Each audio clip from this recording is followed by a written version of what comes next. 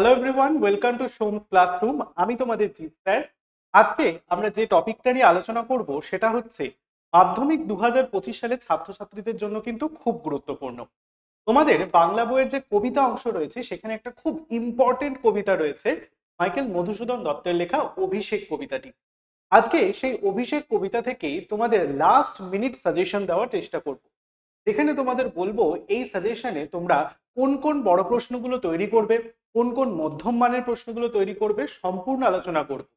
ভিডিওটা শুরু করার আগে একটা কথা বলবো, তোমরা কিন্তু অবশ্যই খাতা পেন নিয়ে আমি যে তোমাদের জন্য প্রশ্নগুলো রেডি রেখেছি সম্পূর্ণ টেস্ট পেপার ঘেটে সেই সম্পূর্ণ যে প্রশ্নগুলো তোমাদেরকে আজকে দেওয়া হবে সেগুলো কিন্তু লিখে নেবে। এবং মাধ্যমিকের কিন্তু আর খুব বেশি দেরি নেই, প্রায় আমরা 2 মাস ক্রস করতে চলেছে, আর হাতে 2 মাস রয়েছে। সেই জন্য তোমরা কিন্তু এখন থেকে প্রশ্নগুলো ভালো করে প্র্যাকটিস করবে এবং প্রশ্নগুলো মুখস্থ রাখার চেষ্টা করবে। আজকে যে প্রশ্নগুলো দিতে চলেছি সবার আগে তোমাদের বলবো তোমরা বিশেষ কিছু জিনিস একটু টপিক ওয়াইজ জেনে নেবে। প্রথমে আমি তোমাদের একটা টপিক বলবো বা একটা ট্রিক্স বলবো যেটা তোমাদের মাথায় রাখতে হবে। 2024 সালে অর্থাৎ মাধ্যমিক পরীক্ষায় অভিষেক কবিতা থেকে কোনো প্রকার 3 বা 5 নম্বর, 3 নম্বরের মধ্যম মান এবং 5 নম্বরের বড় প্রশ্ন, কোনো প্রকার কিন্তু প্রশ্ন 2024 সালের ফাইনাল পরীক্ষায় আসেনি। তাই 2025 সালের মাধ্যমিক পরীক্ষার জন্য এই কবিতাটি কিন্তু খুব খুব গুরুত্বপূর্ণ। এই অভিষেক কবিতাটার ক্ষেত্রে কিন্তু তোমরা VI দিয়ে রাখবে। আমি বলে দিচ্ছি, তোমাদের এই কবিতা থেকে তোমরা মাধ্যমিক যখন দিতে যাবে তখন কিন্তু দেখবে অবশ্যই নয় 3 নম্বর, নয় 5 নম্বরে কিন্তু এই কবিতা থেকে একটার একটা প্রশ্ন থাকবেই। তোমরা ইতিমধ্যে টেস্ট পরীক্ষাও দিয়ে দিয়েছো, টেস্ট পরীক্ষাতেও অনেক স্কুলে কিন্তু অভিষেক কবিতা থেকে নয় 3 নম্বর, নয় 5 নম্বরের প্রশ্ন দেওয়া হয়েছে। এমনকি তোমরা কিন্তু এখনো টেস্ট পেপার কিন্তু সংগ্রহ করে ফেলেছো ইতিমধ্যেই।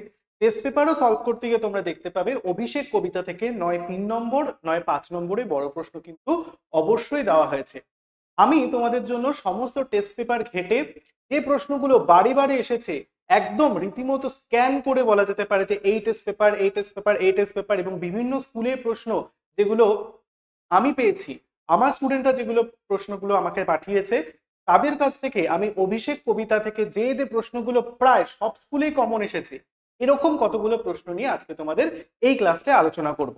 তাহলে বোঝা গেল এবছর অর্থাৎ 2025 সালে কিন্তু আমরা 3 নম্বর এবং 5 নম্বর দুটো টপিক থেকেই কিন্তু মধ্যম মান এবং বড় প্রশ্ন দুটোই পড়ে রাখবো। এবার বলবো তোমাদের 3 নম্বরে কোন কোন বড় প্রশ্নগুলো প্রথমেই পড়তে হবে। দেখো, অভিষেক কবিতা থেকে আমি প্রথমেই লিখে রেখেছি এখানে মান 3, অর্থাৎ তোমাদের 3 নম্বরের কোন কোন প্রশ্নগুলো তৈরি রাখতে হবে। এবার তুমি বলতে পারো স্যার অভিষেক কবিতাটা কিন্তু খুব কঠিন। হ্যাঁ, সত্যিই কঠিন, মধুসূদন দত্তের লেখা আগাগোড়া একটু কঠিন ধরনের হয়। তা সেক্ষেত্রে তোমরা যদি চাও যে অভিষেক কবিতাটা আমি তোমাদের জন্য বুঝিয়ে দিই একদম ক্লাস করে, সম্পূর্ণ লাইন বাই লাইন ধরে শব্দার্থ সহ যদি বুঝিয়ে দিই দেওয়ার কোনো ইচ্ছা থাকে তাহলে কিন্তু অবশ্যই কমেন্ট করে জানাতে ভুলবে না। এবার তোমরা দেখে নাও যে 3 নম্বরে বা মার্ক 3 এর তোমাদের কোন কোন প্রশ্নগুলো পড়তে হবে। খুব বেশি বলবো না, সর্বশেষ তোমাদের 15 থেকে 16টা প্রশ্ন 3 নম্বরের থেকে পড়লেই হবে। প্রথম প্রশ্ন দেখো, হায় বিধি আম মম প্রতি, বক্তাকে তিনি কেন এমন কথা বলেছেন। তারপরে 2 নম্বরে বলছে এ কলঙ্ক পিত, বক্তা কোন ঘটনাকে কলঙ্ক বলে মনে করেছেন। 3 নম্বরে প্রশ্ন বলছে এই অদ্ভুত বার্তা, কোন বার্তা, কেন তা অদ্ভুত। একটা খুব ইম্পর্টেন্ট প্রশ্ন এখানে। পরবর্তী 4 নম্বরের প্রশ্নে বলছে সাজিছে, উম, এটা সাজিলা হবে, হ্যাঁ করে নেবে, সাজিলা রথীন্দ্র সর্ব বীর আভরণে। রথীন্দ্র সর্ব কে, সে কেন কার মতো সেজেছিল। 5 দাগের প্রশ্নে বলছে এ মায়া পিতা বুঝতে না পারি, এটা পিত হবে, এ মায়া পিত বুঝতে না পারি, কে কোন মায়া কেন বুঝে উঠতে পারছেন না। পরবর্তীতে সাজিছে রাবণ রাজা বীর মদে মাতি, রাবণের সাজসজ্জার পরিচয় দাও। জিজ্ঞাসিলা মহাবাহু বিস্ময় মানিয়া, তাকে মহাবাহু বলা হয়েছে, তার বিস্ময়ের কারণ কি।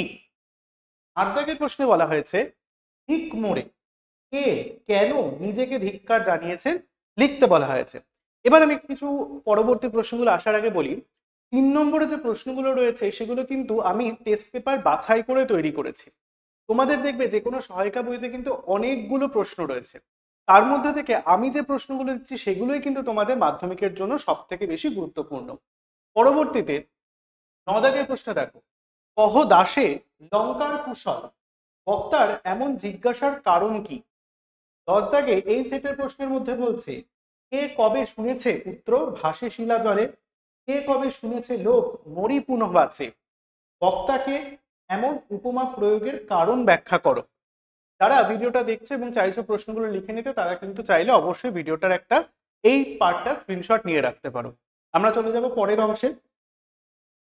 খুব বেশি না, আমি বললাম স্ক্যান করে একদম রীতিমতো বিভিন্ন টেস্ট পেপার খুঁটিয়ে খুঁটিয়ে দেখে আমি তোমাদের জন্য 3 নম্বরে মোট 16টা প্রশ্ন বাছাই করেছি। আশা করছি এর মধ্যে থেকেই কিন্তু মাধ্যমিকে তোমরা একদম 100% কমন পেয়ে যাবে। পরে দেখো 12 নম্বর প্রশ্ন বলছে, কহ দাসে লঙ্কার কুশল, বক্তার এমন জিজ্ঞাসার কারণ কি? 13 দাগের প্রশ্নে বলছে, হাসি উত্তরিলা মেঘনাদ, মেঘনাদকে তিনি কি উত্তর দিয়েছিলেন? 14 নম্বর প্রশ্ন বলছে, আগে পুজো ইষ্টদেবের, ইষ্টদেবকে কেন তাকে পুজো করার কথা বলা হয়েছে? 15 নম্বর প্রশ্ন বলছে, অভিষেক করিলা কুমারে, একদম শেষের দিকে লাইনটা কবিতার, কে কিভাবে তাকে অভিষিক্ত করলেন? পরের প্রশ্ন, হায় পুত্র মায়াবী মানব সীতাপতি, কে কোন প্রসঙ্গে এই উক্তি করেছেন লেখো। তাহলে এই যে তোমাদের 3 নম্বরে বড় প্রশ্নগুলো দিলাম, তোমরা চাইলে স্ক্রিনশটটা নিয়ে নাও, অথবা যারা লিখছো তারা ভিডিওটা পজ করে কিন্তু লিখে নেবে। এবার বলবো আরো একটা টিপস। 3 নম্বরের প্রশ্নের ক্ষেত্রে একটু মাথায় রাখবে যেগুলো ডিভিশন মার্ক আছে, যেমন ধরো ধরো 1 প্লাস 2 বা 2 প্লাস 1 বা ধরো 1 প্লাস 1 প্লাস 1, এরকম ধরনের যদি ডিভিশন মার্কের প্রশ্ন থাকে তাহলে কিন্তু সেটা অ্যাটেন্ড করার চেষ্টা করবে। গোটা দিনেরও অনেক সময় প্রশ্ন পাওয়া যায়, সেটা একটু অ্যাভয়েড করারই চেষ্টা করবে, ঠিক আছে? যেগুলো পার্ট কোশ্চেন, যেমন ধরো এই প্রশ্নটা, কহ দাসে লঙ্কার কুশল, বক্তার এমন জিজ্ঞাসার কারণ, এটা কিন্তু গোটা তিন। এর থেকে তুমি যদি এই প্রশ্নটা দেখো, হাসি উত্তর দিলে মেঘনাদ, মেঘনাদকে 1 প্লাস তিনি কি উত্তর দিয়েছিলেন 2, এখানে কিন্তু তোমার নাম্বার ক্যারি করার সম্ভাবনাটা বেশি থাকবে। কারণ দেখো তুমি যদি ঠিক লেখো সেক্ষেত্রে তোমাকে 1 কেউ কাটতে পারবে না, 2 এর ক্ষেত্রেও তোমাকে 2 দেওয়া যেতে পারে, খুব জোর না হলে 1.5 তো দেবে অন্তত। কিন্তু গোটা তিনে তোমার ক্ষেত্রে কি হবে, গোটা তিন কিন্তু নাম্বারটা খুব বেশি স্টুডেন্টরা পায় না, একদম যারা খুব ভালো লিখছে তারাই কিন্তু পায়। সেক্ষেত্রে আমি বলবো যারা একটু মধ্যম মানের স্টুডেন্ট তারা পার্ট কোশ্চেন যদি থাকে তাহলে পার্ট কোশ্চেনটা কিন্তু অ্যাটেন্ড করবে। এবং অভিষেক কবিতাটা যেহেতু একটু কঠিন, এখন থেকে কিন্তু তোমাদের ভালো করে পড়তে হবে যাতে অভিষেক কবিতা নিয়ে আর কোনো সমস্যা থেকে না যায়। আমি প্রথমে বললাম, আবারও বলছি, অভিষেক কবিতা যদি মনে হয় কারোর অসুবিধা হচ্ছে সম্পূর্ণ লাইন বাই লাইন বুঝতে, তাহলে কিন্তু অবশ্যই কমেন্ট করবে, আমি অভিষেক কবিতাটা করিয়ে দেওয়ার কিন্তু চেষ্টা করব পুরোপুরিভাবে, টেক্সট আলোচনা যেটাকে বলা হচ্ছে। এই গেল, এইখানে তোমরা অবশ্যই স্ক্রিনশটটা নিয়ে নিতে পারো। এরপর আমরা 3 দাগের পর 5 নম্বরে বড় প্রশ্নের দিকে এগিয়ে যাব। দেখো কবিতাটা যেহেতু বড়, সাজেশনের ক্ষেত্রে বলতে গেলে 2-4টে প্রশ্ন সাজেশন কিন্তু পড়লে হবে না। তোমরা ইতিমধ্যেই বিভিন্ন রকমের টেস্ট পেপার সংগ্রহ করেছো, সেটা এবিটিএ হোক, ডব্লিউবিটিএ হোক বা ডব্লিউবিএইচএ হোক, যে কোনো প্রকার টেস্ট পেপার, এমনকি পর্ষদও তোমাদের টেস্ট পেপার কিন্তু ইতিমধ্যেই আশা করছি দিয়ে দিয়েছে, তোমরা স্কুল থেকে পেয়ে গেছো। সেখানে দেখবে একটা প্রশ্ন যদি অভিষেক কবিতাটা থেকে দিয়ে থাকে কোনো সেটের মধ্যে, বারে বারে ঘুরপাক খাচ্ছে একটা প্রশ্নকে কেন্দ্র করে বিভিন্ন কোট লাইন, সেটা বলছে ইন্দ্রজিৎ চরিত্র। আমার মনে হচ্ছে এবছর কিন্তু ইন্দ্রজিৎ চরিত্র যেটা রয়েছে সেটা কিন্তু খুব গুরুত্বপূর্ণ অভিষেক কবিতা থেকে। সেটা তোমাদের ডাইরেক্টও দিতে পারে, আবার কোনো কোট লাইন তুলেও কিন্তু তার চারিত্রিক বৈশিষ্ট্যগুলো বিশ্লেষণ করতে দিতে পারে। আমি তাই দেখো অভিষেক কবিতার যে মান 5, অর্থাৎ 5 নম্বরে বড় প্রশ্নের ক্ষেত্রে প্রথমে অভিষেক কবিতার কতগুলো অথবা প্রশ্ন দেখো বাছাই করে রেখেছি। কি প্রশ্ন তোমরা একটু যখন ভালো করে বলবো তখন একটু বুঝবে। প্রথম প্রশ্ন বলছে, অভিষেক কবিতা অবলম্বনে ইন্দ্রজিৎ চরিত্রটি বিশ্লেষণ করো। এটা আমি বললাম যে এবছর ইন্দ্রজিৎ চরিত্র কিন্তু খুব ইম্পর্টেন্ট, এবং প্রতিটা টেস্ট পেপারেই কিন্তু প্রায় বিভিন্ন স্কুলে যাদের বিশেষত অভিষেক কবিতা থেকে বড় প্রশ্ন 5 নম্বরে এসেছে, তাদের স্কুলগুলোয় কিন্তু এই ইন্দ্রজিৎ চরিত্র বা মেঘনাদ চরিত্র কিন্তু বারে বারে আসতে দেখা যাচ্ছে। কিভাবে আসছে? প্রথমে তোমাদের ডাইরেক্টলিও দিতে পারে, প্রথম প্রশ্নটার মতো অভিষেক কবিতা অবলম্বনে ইন্দ্রজিৎ চরিত্রটি বিশ্লেষণ করো, এটা ডাইরেক্ট প্রশ্ন দিতে পারে। অথবা ইনডাইরেক্ট ওয়েতে কোনো কোট লাইন তুলে কিন্তু তোমাদের প্রশ্ন দিতে পারে। যেমন দেখো, অভিষেক করিলা কুমারে, কুমারকে পাঠ্য কবিতা অবলম্বনে কুমারের চরিত্র আলোচনা করো। এখানেও আমরা কুমার বলতে কাকে পাচ্ছি? অবশ্যই রাবণের পুত্র ইন্দ্রজিৎ বা মেঘনাথকেই পাচ্ছি। তাহলে এই যে অভিষেক করিলা কুমারে, কুমারের চরিত্র বলতে আমরা কিন্তু ইন্দ্রজিৎ চরিত্র বা মেঘনাথ চরিত্রই লিখবো। তোমরা যে কোনো সহায়িকা বইতে দেখবে এই ইন্দ্রজিৎ বা মেঘনাথ চরিত্র কিন্তু অবশ্যই লেখা রয়েছে। অবশ্যই নতুন সহায়িকা, পুরোনো সহায়িকাগুলো এটা খুব একটা ভালো লেখা নেই, নতুন সহায়িকাগুলো কিন্তু পয়েন্ট করে একদম খুব ভালো করে লেখা রয়েছে। পরবর্তীতে লাইনটা দেখো, আর একটা কোট লাইন তুলে ইন্দ্রজিৎ চরিত্র বিশ্লেষণ দিতে পারে। যেমন কি, হা ধিক মোড়ে, বক্তা কেন নিজেকে ধিক্কার জানিয়েছেন? বক্তার চরিত্রের কোন দিকটি কবিতায় প্রকাশিত হয়েছে তা কবিতা অবলম্বনে আলোচনা করো। এটাও কিন্তু অথবা দেখো, এটা একটা অথবা, এটা একটা অথবা, সবকটাই কিন্তু প্রায় একটা চরিত্রকে কেন্দ্র করে বিভিন্ন কোট লাইন তুলে আমরা প্রশ্ন পাচ্ছি। অর্থাৎ ইন্দ্রজিৎ বা মেঘনাথ চরিত্র যে আমাদের এবছরে কতটা ইম্পর্টেন্ট সেটা তোমরা বুঝতে পারছো। আমি যখন টেস্ট পেপারকে ভালোভাবে খুঁটিয়ে দেখেছি বিভিন্ন টেস্ট পেপারগুলোকে, তখন দেখতে পাচ্ছি যে এরকম ধরনের কিন্তু বিভিন্ন লাইন ঘুরিয়ে ঘুরিয়ে সেই মেঘনাথ চরিত্র বা ইন্দ্রজিৎ চরিত্রের দিকে কিন্তু নিয়ে যাচ্ছে প্রশ্নটা। তাই আমি এতগুলো অথবা দিয়ে রেখেছি। তাই তোমাদেরও বলবো, যে প্রকার যে রকম লাইনই থাকুক না কেন, তোমরা কিন্তু ইন্দ্রজিৎ চরিত্রটা এবছর খুব ভালো করে পড়বে। ইন্দ্রজিৎ চরিত্রের পাশাপাশি আমরা আরো দুজন চরিত্রের কথা পাবো, আমরা প্রশ্নে আসলে সেটা জানবো।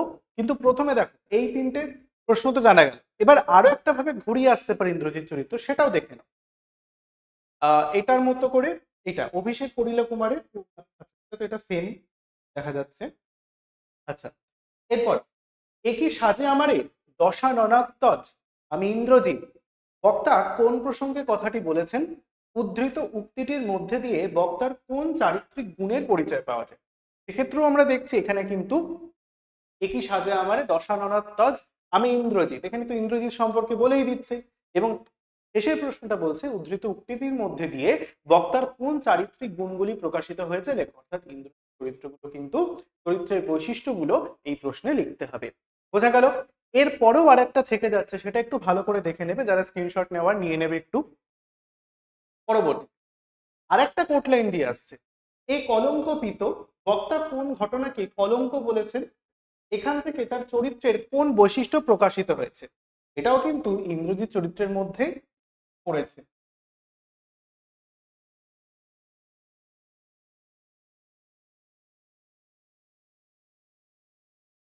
তাই ইন্দ্রজিৎ চরিত্র এবছরের পরীক্ষার জন্য কিন্তু খুব ইম্পর্টেন্ট তোমাদের। পরবর্তীতে 2 নম্বর প্রশ্ন, অভিষেক কবিতার নামকরণের সার্থকতা বিচার করো। এটা খুব একটা বেশি ইম্পর্টেন্ট না হলেও যদি বাংলা প্রশ্ন কঠিন করে, আমি কথার কথা বলছি, যদি বাংলা প্রশ্ন কঠিন করে তাহলে কিন্তু নামকরণের সার্থকতা এই টপিকটা দেওয়ার কিন্তু খুব গুরুত্বপূর্ণ একটা সম্ভাবনা রয়েছে, একটা গুরুতর সম্ভাবনা রয়েছে এই নামকরণের সার্থকতা দেওয়ার। যদি কঠিন না করে তাহলে তো আমরা কোট লাইন তুলে পাবোই, কিন্তু নামকরণের সার্থকতা অংশটাও কিন্তু তোমরা অবশ্যই সাজেশনের মধ্যে রেখে এটা প্রশ্নটা তৈরি করবে। পরবর্তীতে, নমিপুত্র পিতার চরণে করজোড়ে কহিলা, পিতা ও পুত্রের পরিচয় দাও। পাঠ্যাংশ অবলম্বনে পিতা ও পুত্রের কথোপকথন দিতে পারে, অথবা সাক্ষাৎকার দৃশ্য নিজের ভাষায় লেখো, এটাও দিতে পারে। 4 দাগের প্রশ্ন, এ কাল সমরে নাহি চাহে প্রাণ মম পাঠাইতে তোমা, বারংবার, বক্তাকে, তিনি কাকে কথাটি বলেছেন? এ কথার মধ্যে দিয়ে বক্তার চরিত্রের কোন দিকটি ফুটে উঠেছে? এখানে আমরা আবার একটু ডিফারেন্ট চরিত্র পাচ্ছি। প্রথমে কোট লাইনটা একটু ভালো করে দেখো, এ কাল সমরে নাহি চাহে প্রাণ মম পাঠাইতে তোমা বারংবার, এখানে কার কথা বলা হয়েছে? বক্তাকে, অবশ্যই রাবণ। যখন ইন্দ্রজিৎ যেখানে বামাদল মাঝে অবস্থান করছিল, সেখানে স্বর্ণ লঙ্কাতে যে শত্রুদল ঘিরে রেখেছে সেই খবরটা পাওয়ার পর রণসজ্জায় সেজে শ্রীলঙ্কায় প্রবেশ করলেন, তখন যখন রাবণের সাথে তার পিতার সাথে সাক্ষাৎকার হলো, তখন সেই সাক্ষাৎকারের পর যখন ইন্দ্রজিৎ তার কাছ থেকে আজ্ঞা চাইলেন, অর্থাৎ পিতার কাছ থেকে আজ্ঞা চাইলেন যে পিতা এবার তুমি আমাকে আজ্ঞা দাও, এবার আমি রামকে ক্ষত ক্ষত করে কেটে দেব। তাহলে তখন যেহেতু রাবণের ইতিমধ্যেই অনেক সৈন্য, নিজের ভাই মানে কুম্ভকর্ণ, রাবণের ইন্দ্রজিতের আরেক ভাই বীরবাহু, সেও হত হয়েছে, বীরবাহু বলি হয়েছে, তখন একমাত্র স্নেহের পুত্র ইন্দ্রজিৎকে পাঠাতে তার মন চাইছে না। এই যে না চাওয়া, এর মধ্যে থেকে বক্তা অর্থাৎ রাবণের কোন চারিত্রিক গুণগুলি বা পিতৃসত্তা, এটা কিন্তু খুব ইম্পর্টেন্ট, রাবণের পিতৃসত্তার পরিচয় দাও। রাবণ পিতা হিসেবে কতটা সার্থক এই কবিতাটার মধ্যে আমরা জানতে পারছি। এই পিতৃসত্তার পরিচয়টা কিন্তু আসতে পারে। এখানে দুটো প্রশ্ন ঘুরিয়ে আসতে পারে। এই কাল সমরে নাহি চাহে প্রাণ মম পাঠাইতে তোমা বারংবার, এখানে দিতে পারে বক্তার চরিত্রের কোন দিকটি ফুটে উঠেছে সেটাও লেখো, অথবা দিতে পারে পিতৃসত্তার পরিচয় দাও, অর্থাৎ রাবণ যে পিতা হিসেবে কতটা সফল তার পরিচয় কিন্তু এই প্রশ্নটার মধ্যে দিতেই পারে। আমরা আরো একটা কোটলাইন পাবো যেখানে আমরা পিতৃসত্তার পরিচয়টা পাবো, কিন্তু এই কোটলাইনের ক্ষেত্রে কিন্তু আমরা রাবণের পিতৃসত্তার পরিচয়টা পেতে পারছি। তাই যারা চরিত্র লিখবে, চরিত্রের পাশাপাশি কিন্তু রাবণের পিতৃসত্তার যে পরিচয়, সেই পরিচয় প্রশ্নটাও কিন্তু লিখে রেখে প্র্যাকটিস করবে। 5 দাগের প্রশ্ন দেখো, হাই বিধি বাম মম প্রতি, বিধিকে তার বাম অর্থাৎ কি রুষ্ট থাকার কারণ কি, এরপর বক্তা কি করলেন। 6 দাগের প্রশ্নে বলছে ঘুচাবো এ অপবাদ বোধি রিপুকুলে, এই অপবাদ বলতে বক্তা কি বুঝিয়েছেন, বক্তা এই অপবাদ ঘোচানোর জন্য কি করেছিলেন লেখো। এটা একটা প্রশ্ন, তোমরা চাইলে স্ক্রিনশট নিয়ে নাও ভালো করে। এরপরে আমরা চলে যাব পরের প্রশ্ন। তারপরে আবার একটা আমরা ইন্টারেস্টিং চরিত্র পাচ্ছি, কোটলাইনটা ভালো করে খেয়াল করবে। হেনকালে প্রমীলা সুন্দরী, প্রমীলা সুন্দরীর পরিচয় দাও। অবশ্যই প্রমীলা সুন্দরী হচ্ছে ইন্দ্রজিৎ বা মেঘনাদের স্ত্রী। কবি চরিত্রটিকে যেভাবে উপস্থাপিত করেছেন তা নিজের ভাষায় লেখো। অথবা আর একটা কোটলাইন ঘুরিয়ে দিতে পারে, ঠিক প্রমীলার কোটলাইন যেখানটা আমরা ঘোরাফেরা করছি এপাশের পাতায় ওপর দিকে, তবে কেন তুমি গুণনিধি তাজ কিঙ্করি রে আজি, কিঙ্করিকে তার চরিত্র বৈশিষ্ট্যগুলি আলোচনা করো। পরবর্তী প্রশ্ন বলছে 8 দাগে, সাজিছে রাবণ রাজা বীর মদে মাতি, রাবণ রাজা কেন সাজছেন, তারই সাজের পড়ে গেছে, তার এই সাজের বর্ণনা দাও। অথবা সাজিছে রাবণ রাজা বীর মদে মাতি, আমি আবার বললাম রাবণের পিতৃসত্তার পরিচয়, এটাও কিন্তু একটা ইম্পর্টেন্ট টপিক বা ইম্পর্টেন্ট প্রশ্ন তোমাদের এবছরের জন্য। তারপরে 9 দাগের প্রশ্নে বলছে সাজিনা রথীন্দ্র সর্ব বীর আভরণে, এই সাজসজ্জার বা এই সজ্জার বর্ণনায় কবি যে দুটি পৌরাণিক প্রসঙ্গের উল্লেখ করেছেন সেগুলির বর্ণনা দাও। এটা একটা ইম্পর্টেন্ট প্রশ্ন। পৌরাণিক প্রসঙ্গ সাজিলা রথীন্দ্র সর্ব, যেখানে আমরা অর্জুনের কিরীটি রূপ পাচ্ছি এবং হচ্ছে গোধন উদ্ধারের কথা পাচ্ছি, এবং আমরা পাচ্ছি যেরকম আরেকটা আছে না কার্তিকের প্রসঙ্গটা রয়েছে, যেন হৈমবতী সুথা নাসিতে তারকে, এই যে এই কোটলাইন দুটোর যে পৌরাণিক প্রসঙ্গ রয়েছে সেটাও কিন্তু দিতে পারে প্রশ্ন। এরপরে আমরা জেনে নিলাম অভিষেক কবিতা থেকে কোন কোন বড় প্রশ্নগুলো তোমাদের সব থেকে গুরুত্বপূর্ণ। 5 নম্বর এবং 3 নম্বর, আমি কিন্তু 5 নম্বরের পাশাপাশি 3 নম্বরের প্রশ্নের একটা গুরুত্বপূর্ণ সাজেশন তোমাদের জন্য দিয়েছি, যাতে তোমরা 3 নম্বরের ক্ষেত্রেও নিরাশ না হতে পারো। 3 নম্বরের প্রশ্ন যাতে তোমরা লিখে আসতে পারো, একদম অ্যাপ্রোপ্রিয়েট ভাবে পড়ে যেতে পারো, সেটার চেষ্টাটাও কিন্তু আমি করছি। তাই এই যে ভিডিওটা আজকে আলোচনা করলাম, আলোচনার প্রসেসটা কিন্তু বা প্রসঙ্গটা কিন্তু এখানেই শেষ হচ্ছে। অভিষেক কবিতাটা থেকে মূলত ভাবে যেহেতু একটু বড় কবিতা এবং কঠিন কবিতা, সেই অর্থে তোমাদের কিন্তু একটু মনোযোগটা বেশি দিয়েই পড়তে হবে, এবং এর মধ্যে থাকা যে অন্তর্নিহিত অর্থ রয়েছে, শব্দের অর্থগুলো রয়েছে, সেগুলো ভালো করে বুঝে পড়তে হবে। তা না হলে কিন্তু তোমরা কবিতা থেকে যদি অভিষেকের প্রশ্ন দেয় তাহলে কিন্তু ভালো করে লিখতে পারবে না। মধুসূদনের কবিতা, তাই একটুখানি কঠিন শব্দ আমরা পাচ্ছি, অবশ্যই তোমরা জানো কঠিন শব্দের একটা ব্যবহার রয়েছে, কিছু মানের আমরা বুঝতে না পারি। তা সেক্ষেত্রে আমরা কি করব, তোমরা কমেন্ট করে জানাবে যে অভিষেক কবিতাটা তোমাদের লাইন বাই লাইন আলোচনা চাই কি। আমি কিন্তু একেবারে উৎস গ্রন্থ, শব্দার্থ, সমস্ত কিছু অন্তর্নিহিত অর্থ যেভাবে পৌরাণিক প্রসঙ্গ টসঙ্গ দিয়ে পুরোটা রয়েছে সবটা বুঝিয়ে দেওয়ার চেষ্টা করব। আজকের ভিডিওটা তাহলে এখানেই শেষ করছি। যারা অভিষেক কবিতাটার সাজেশন গুলো লিখে নিলে তারা কিন্তু এখন থেকে টেস্ট পেপার সলভের পাশাপাশি এই প্রশ্নগুলো তৈরি করতে থাকবে। ইতিমধ্যে কিন্তু আমি তোমাদের বাংলা বিষয়ের আরো অন্যান্য যে গল্প কবিতার সাজেশন গুলো দিয়েছি সেগুলো আশা করছি তোমরা দেখেছো এবং সেগুলো প্র্যাকটিস করছো। ঠিক এভাবেই কিন্তু এই কবিতাটাও তোমরা অবশ্যই তৈরি করবে। দেখা হচ্ছে তাহলে পরের ভিডিওটিতে। সকলে ভালো থেকো, পড়াশোনা করো, প্র্যাকটিস করো। টাটা।